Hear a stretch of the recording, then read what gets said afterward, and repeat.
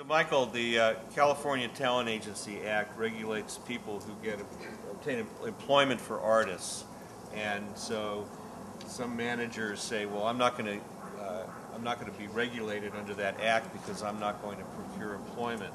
What is the act, and how does, it's a practical matter, how does the act interplay with the roles of the manager and the agent, and what are some of the new developments in this area? The lines have always been, and even more so now, very fuzzy with respect to what the roles of an agent and a manager are. Managers have probably since the beginning of the management industry in the 30s or 40s have always sought to procure employment, even though it's never been appropriate under the California Talent Agency Act and the acts that preceded it. The California Talent Agency Act provides that if Are people able to hear in the back? This is Peter Deckham, my AV guy. Take a bow, please. He's been also doing the this for heckler in the years. crowd. Here, use mine if it's stronger. I'll use both. Okay. All right, Peter, raise your hand if you can't hear me. What was I talking about? Fuzzy, very fuzzy.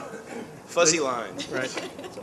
In order to procure employment on behalf of artists, and artists is defined in the Talent Agency Act, you need to be licensed by the state of California. It is not a difficult license to obtain like it may be with respect to the NFL, and it probably doesn't cost anywhere near as much, but you nevertheless need to be licensed.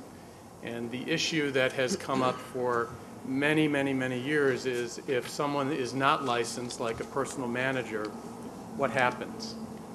And when we're contacted on behalf of talent that has a dispute with a manager, the first thing we ask is, have they procured employment for you? Because prior to the Marathon Blasi case, which I argued before the California Supreme Court about a year ago, the rule was that if you procure employment, just one act of procurement, which I'll tell you what that means in a second, one act of procurement, the California Labor Commissioner and the courts would find that your contract was void, that you weren't entitled to any commissions, and in many situations would disgorge the commissions that you received in the year prior to the filing of a California Labor Commission petition.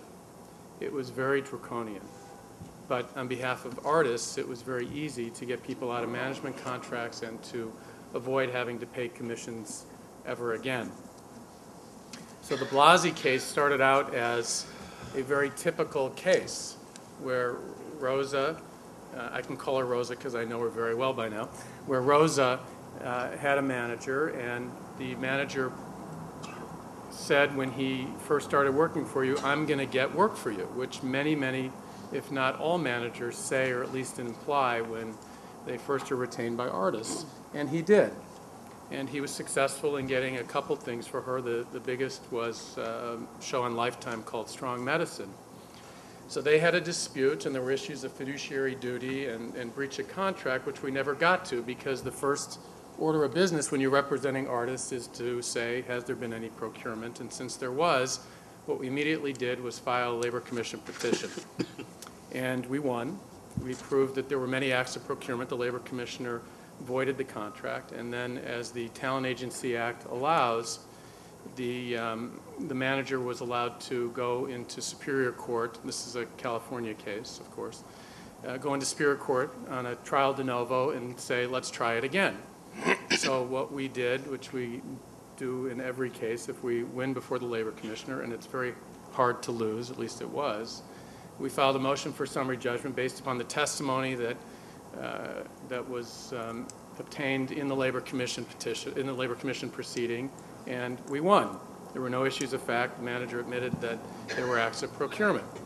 So the manager appealed, and the Court of Appeal decided that it was, you can tell what side I'm on as I start telling you about this. The Court of Appeal decided to focus on page 50 of a 50-page brief where the manager's attorney raised the issue of severance and whether or not the good acts, the acts where the manager was not procuring employment, could be severed from the bad acts where the manager was actually procuring employment and therefore not have the draconian remedy of voiding the entire contract, but allowing the manager to obtain commissions based upon the good acts. And the good acts really are the manager didn't procure the commissions that he would be entitled, the employment that he would be entitled to seek a commission on.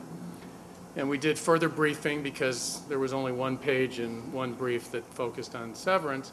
And the court ultimately determined, and the Supreme Court affirmed, the following rule. And this is how the law has changed after 40 years, much to my chagrin, which is the following. If you are seeking commissions on an employment, if you're a manager and you're seeking commissions on an employment and you're not licensed, but you procured that employment, you don't get the commissions. So the Supreme Court found that it is still illegal to procure. Even one act of procurement is a violation of the act. But if you're seeking commissions on employment that you didn't procure, so a talent agent properly procured it, then you are entitled to commissions unless, and here is the new standard, unless the relationship is so permeated with violations of the act or so tainted by procurement that it wouldn't be proper to sever those lawful commissions from the unlawful commissions.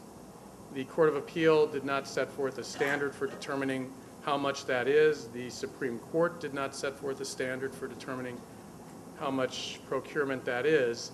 So we are now left with the managers having a foot in the door and being able to seek to get commissions on employment that they did not directly procure. What that standard is going to be and how many acts of procurement is unclear. It seems like New York is not going to have much guidance for us since there haven't been many cases on it. And it's just going to be a case-by-case analysis now. And that's one of the things that we argued to the Supreme Court, which is that the entire intent of the act was to protect artists, and now what you've done is to create a standard that virtually has no protection because you can't predict what the outcome is going to be, and managers feel very emboldened by the fact that the court has, I guess, lessened the draconian effect of the Talent Agency Act, so they feel that they can procure with immunity, really, and are going to wait to determine what the outcome is before the Labor Commissioner and the California courts. Procurement is very easy to prove, and it's still the same standard regardless of what the New Blasey decision was, which is receiving contracts from employers and exploiting them to obtain contacts from employers and exploiting them to obtain contracts, distributing, sending, calling about resumes, photos, videotapes, trying to get someone a job. One call, remember, is still a violation of the act.